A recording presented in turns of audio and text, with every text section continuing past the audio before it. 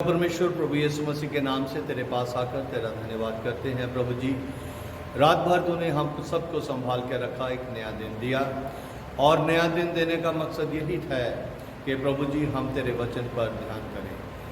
धन्यवाद करते हैं, तूने प्रार्थना को सुना, यीशु के नाम से मांगते हैं, आमीन।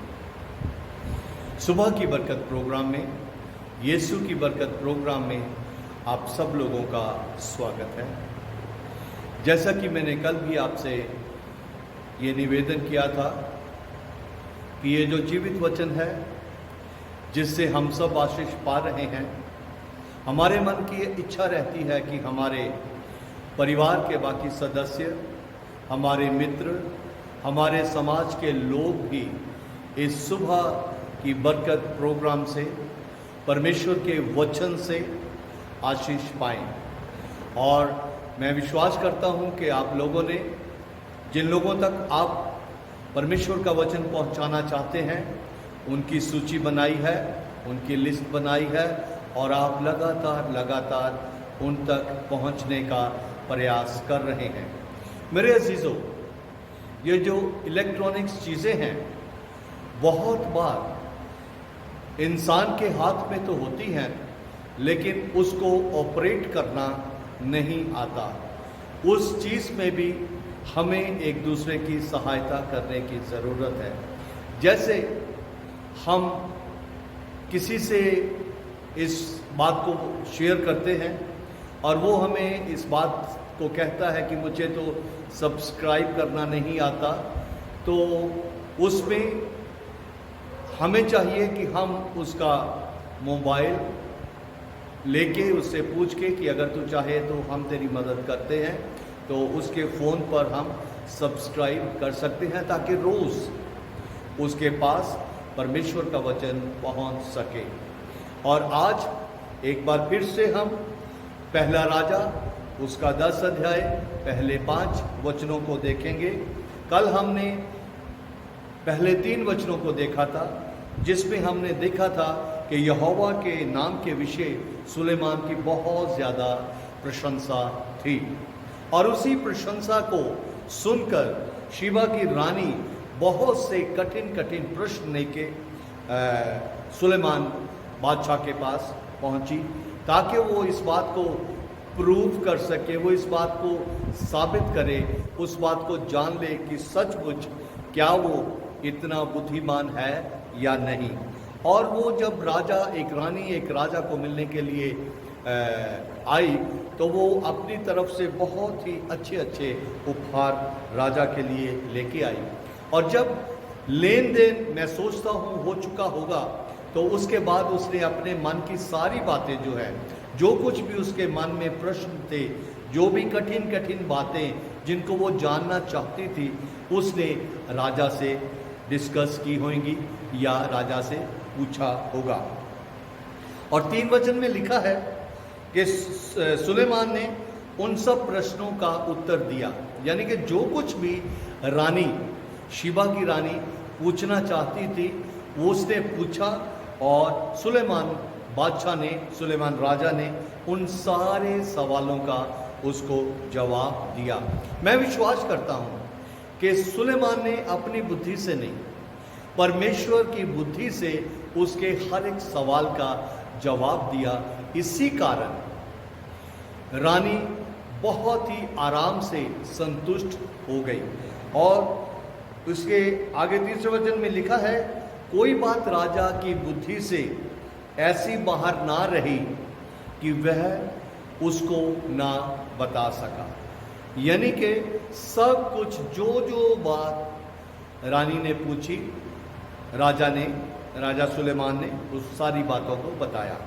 अब जो 4थे वचन की शुरुआत होती है वो इस तरह से है, जब शीबा की रानी ने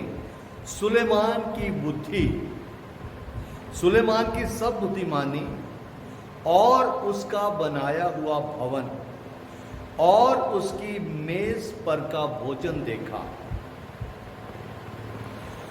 और उसके कर्मचारी किस रीति से बैठते हैं, उसके टहलुए किस रीति से खड़े रहते हैं और कैसे कपड़े पहनते हैं, उसके पिलाने वाले कैसे हैं और वो कैसी चढ़ाई है जिससे वह यहोवा के भवन को जाया करता है। ये सब जब उसने देखा तब वो चकित रह गई, तब वो हैरान हो गई। आज मैं जब इसके बारे में अध्ययन कर रहा था तो मेरे मन को जिस बात ने खुशी दी वो ये बात थी कि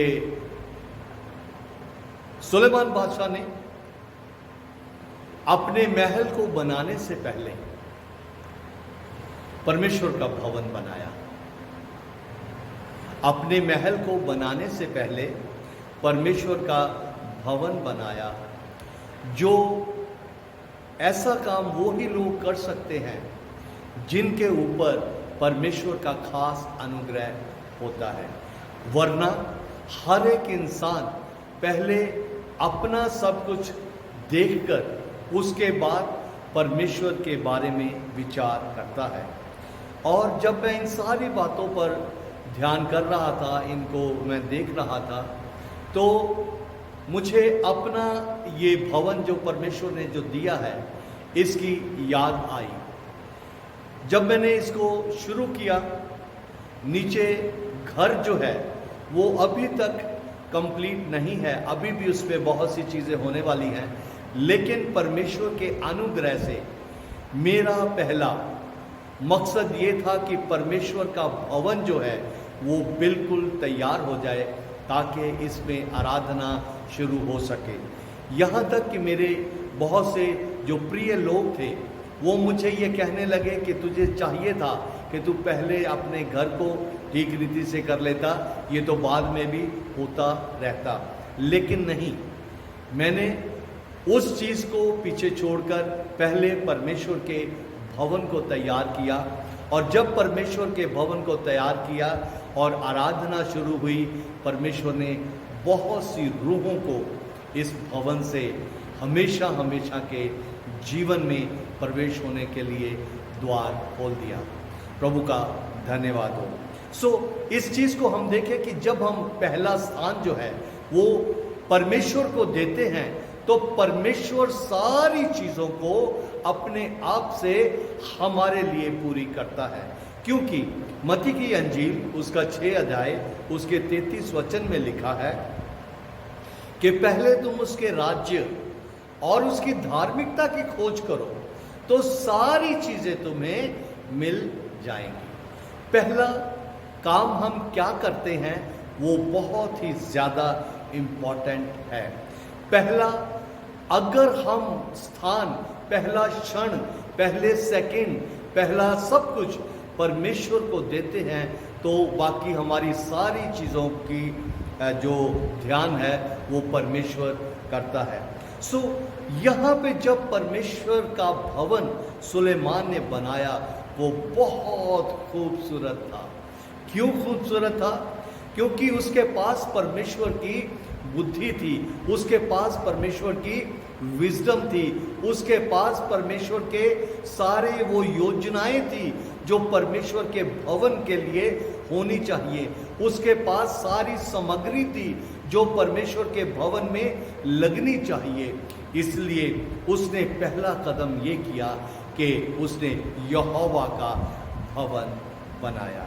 और यहोवा का भवन जब बनाया तो 5वें अध्याय की 5वें वचन की आखिरी लाइन को जब हम पढ़ते हैं कि उसकी चढ़ाई, परमेश्वर के भवन में जाने की चढ़ाई भी बहुत ही ज़्यादा अच्छी थी। मैं विश्वास करता हूँ कि परमेश्वर के भवन में जाने के लिए उसको काफ़ी चढ़ाई चढ़नी पड़ती होगी। और यहाँ पे इस तरीके से हम देखते हैं कि ये सब कुछ देखकर जो रानी थी वो हैरान हो गई। वो हैरान हो गई और वो ये बात कहने के लिए मजबूर हो गई। तब उसने राजा से कहा, तेरे कामों और तेरी बुद्धिमानी की जो कृति मैंने अपने देश में सुनी थी वह सच है।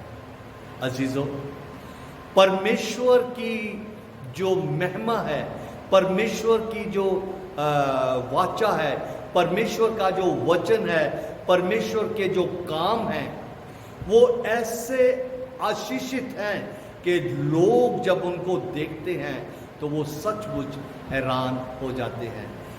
ये तो सुलेमान के द्वारा बनाया गया परमेश्वर का भवन हम देख रहे हैं, लेकिन क्या हम जानते हैं कि आज परमेश्वर का भवन क्या है? क्या कभी हमने इस बात पर ध्यान दिया है कि परमेश्वर का भवन है क्या?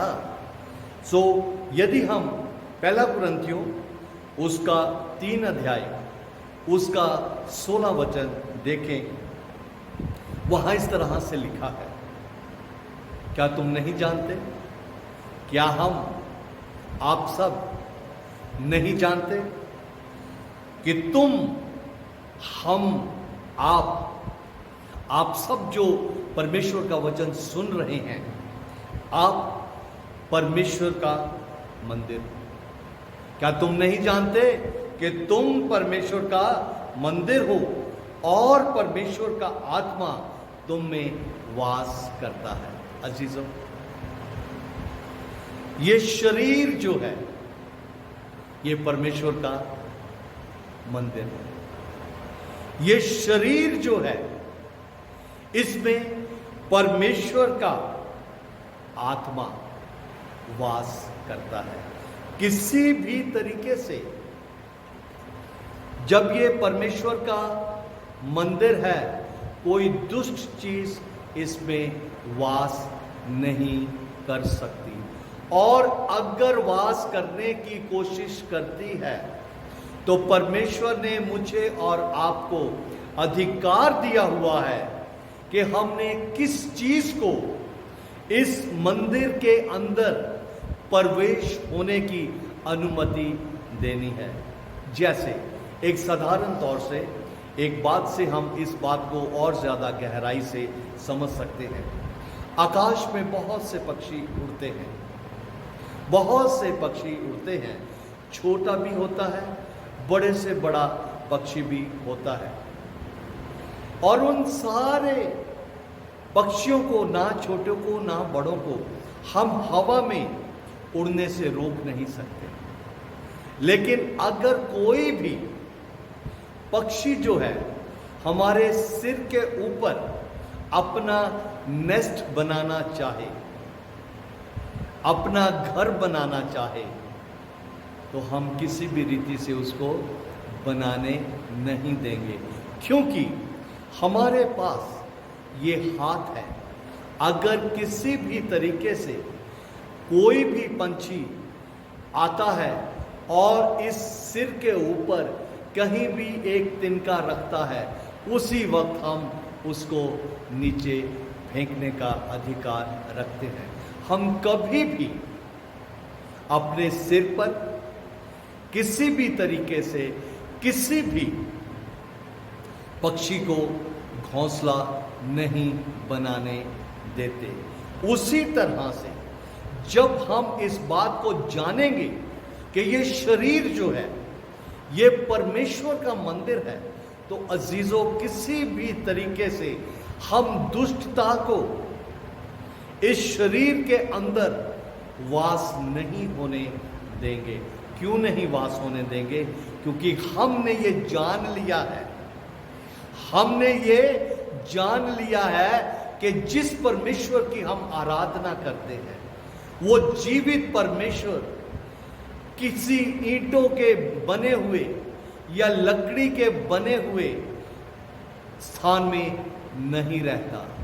वो हमारे मन के अंदर, इस शरीर के अंदर वास करता है। ये सारी चीजें तो एक वो जगह है जहां पे हम इकट्ठे होते हैं और मिलकर परमेश्वर की आराधना करते हैं। इसी के साथ एक चीज और हम यहाँ पे ध्यान देंगे। पहला कुरिन्थियों उसका 6 अध्याय और उसके 19 वचन में क्या लिखा है? क्या तुम नहीं जानते? वहां तो लिखा था कि तुम्हारा क्या तुम नहीं जानते कि तुम परमेश्वर का मंदिर हो?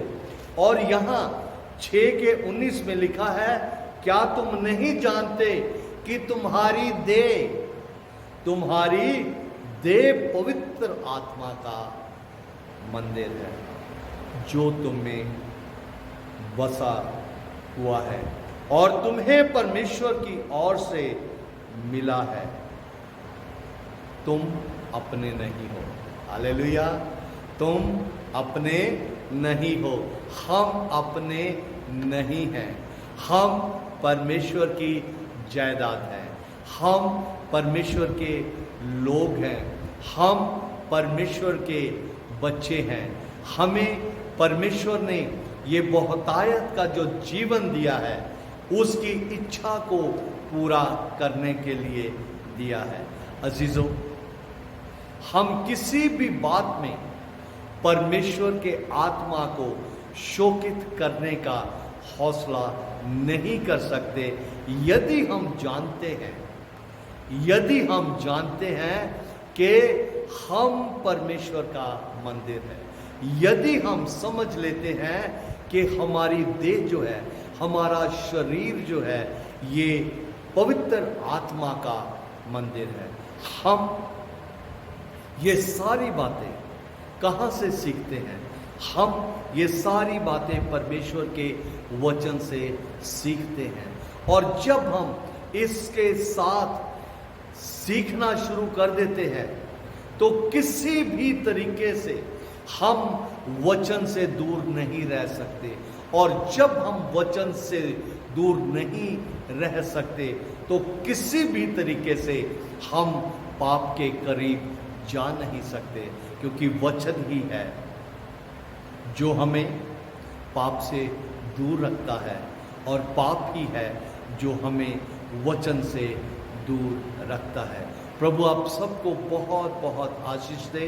मेरी एक ही इच्छा है, मेरी और एक ही मनसा है कि जब हम परमेश्वर का मंदिर है, जब हमारा शरीर, हमारी देह जो है वो पवित्र आत्मा का मंदिर है, तो इसमें से सारी खूबसूरती की चीज़ें जो हैं वो इस संसार में प्रकट हो।